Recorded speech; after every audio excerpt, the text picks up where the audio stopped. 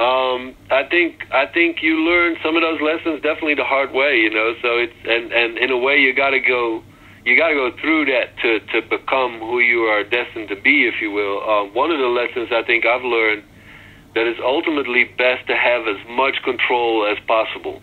And I think that in 2017 with the advance of streaming and things like that, I think it's probably easier than ever for a musician to sort of retain control over their work, whether that be publishing or other kind of ownership, you name it. I think that it has been very tempting in the past to give up a lot of control to become part of a label, for instance, in hopes to make something happen. But I think that time and time again, those things turn out differently than you would hope. So I would tell anybody that it be advisable to have as much control as you possibly can over your music and the rights that come with that. That would be a big one. I think another lesson is that something you won't know for sure whether or not something will happen until it has actually happened. And that's really another lesson, that like people will tell you so many things and have so many different plans and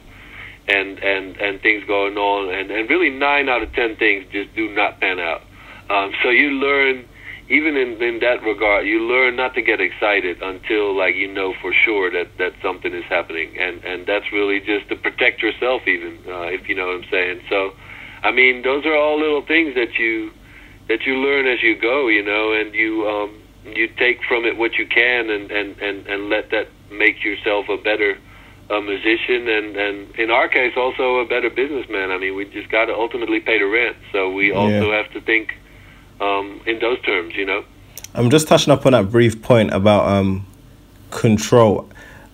So most of the artists I speak to, it can manifest in different ways, but are you talking about in terms of control of like musical choices, visuals, sonically? I mean, how do you see about retaining as much control as you possibly can?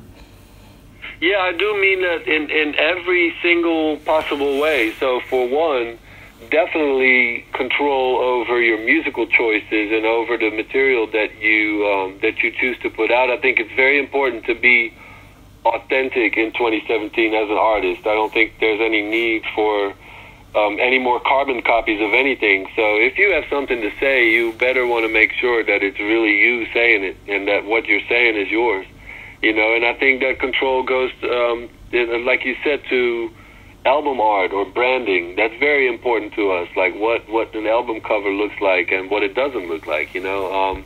What kind of ads are being run, what kind of posters are made. Those are things that we want to keep control of, but also keep ownership of the music, keep ownership of the master recordings, you know, keep ownership of the rights, of the publishing rights, the writing credits.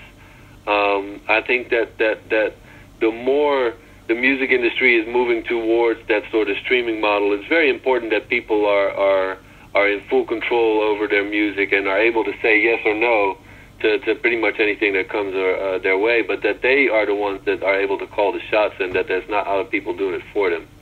Yeah, no, amazing, and I'm glad you touched on that, because retaining ownership of your rights, your intellectual property, that's almost like your pension. That's almost things that you can pass on to your kids, and not have it like somewhere else for, was it, in perpetuity, and never get it back.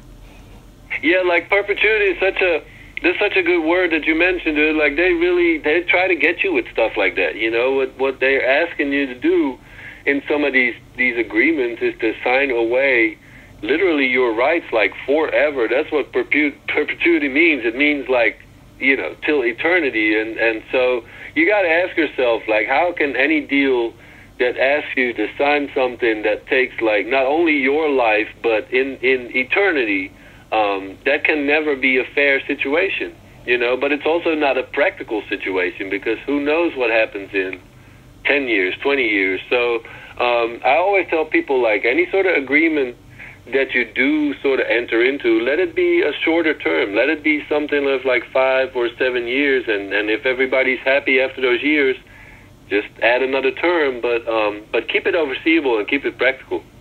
Amazing.